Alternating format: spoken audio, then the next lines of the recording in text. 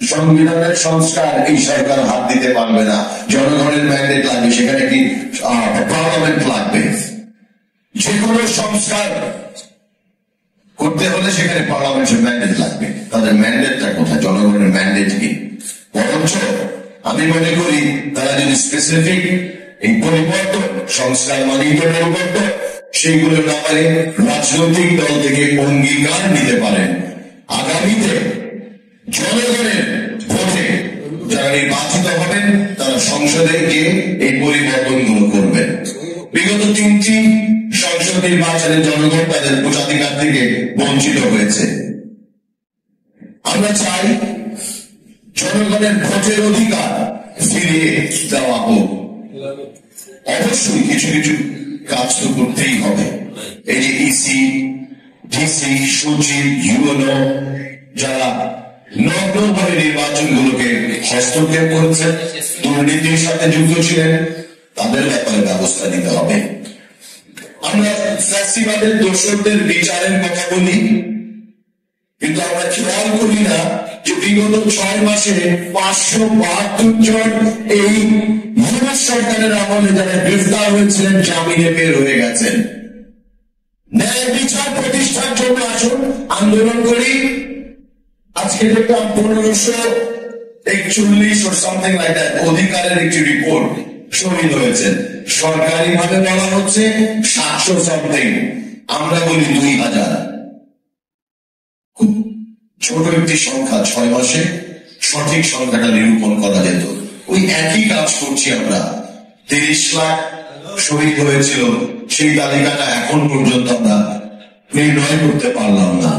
কিন্তু মুক্তিযোদ্ধাদের তালিকাটা নির্ণয় করতে পারলাম না। এই যে দীর্ঘসূত্রিতা, আমি জানি না কেন এগুলো আমরা করতে পারি না। সদিচ্ছার অভাব কিনা সেটা খতিয়ে দেখতে হবে।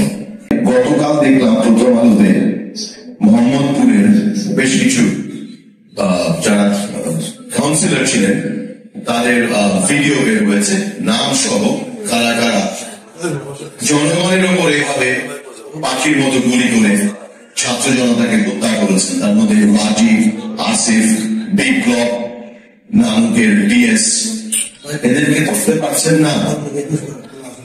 আর সবাই তার পাকড়াও কর্মসূচি দিয়েছেন। এরা কি খাওয়া হয়ে গেল? এতগুলো লোক কোথায় আছে? আমরা তো এও জানি এখনো ক্যান্টনমেন্টে সেফ হাউস আছে, এখনো আছে। শেখ মুজিবের সব মোড়াল ভাঙলেন, সেনাকুঞ্জের সামনে তো সবচেয়ে বড় মোড়ালটা রয়ে গেছে, ঢেকে তো দেওয়া যেত। আইবস করছেন আমাদের সাথে, কিসের সংস্কারের কথা বলেন? ক্ষমতায় যে সবাই ক্ষমতার লোভ হয়ে যায়। কিংস পার্টি করার স্বপ্ন দেখছেন? অবশ্যই রাজনীতি করার অধিকার সবার আছে, রাজনৈতিক দল করার অধিকার সকলের আছে, কিন্তু সরকারের সহযোগিতা নিয়ে নেয়। চট্টগ্রাম মোহাম্মদ ইউনূস নিরপেক্ষ হাতটা হারিয়েছেন যেদিন তিনি ট্রাভেলসে বলেছিলেন যে ছাত্ররা আমাকে জিজ্ঞেস করলো আমাদেরকে তো কেউ চিনে না, আমাদের তো সংসদে একটিও সংসদ সদস্য থাকবে না। তখন তিনি প্রস্তাব দিলেন সারা জাতি তোমাদেরকে চেনে, তোমরা রাজনৈতিক দল করো, আমি তোমাদেরকে সহযোগিতা করব। সরকারের সর্বোচ্চ পর্যায় থেকে তিনি সেই কথাটা বললেন, নিরপেক্ষতা হারিয়েছেন। আমরা এই যে ছাত্ররা যারা রাজনৈতিক দল করছে, অবশ্যই তাদের সকল অধিকার আছে।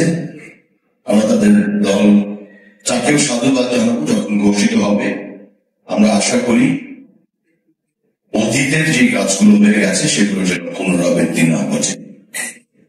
আসুন, আজকে অনৈক্যের একটি সুর দেখছি সারা বাংলাদেশে। আমরা যারা ফ্যাসিস্ট শেখ হাসিনার বিরুদ্ধে 16টি বছর অক্লান্ত পরিশ্রম করেছি, আজকে তাদের মধ্যে অনেকের সুর। দখলবাজ চাঁদাবাজদের মধ্যে কে কোনটা দখল করতে পারে সেটা নিয়ে অনেক। আসলে আমরা ঐক্যবদ্ধ থাকি, আমরা অঙ্গীকার করি আর কখনো যেন আওয়ামী লীগ বাংলাদেশের রাজনীতি না করতে পারে। আওয়ামী লীগকে যারা পুনর্বাসন করতে যাবে তাদেরকে প্রতিরোধ করতে হবে। এবং এই সরকারকে আমি আহ্বান করব, প্রোঅ্যাক্টিভ হন, রিঅ্যাক্টিভ হয়ে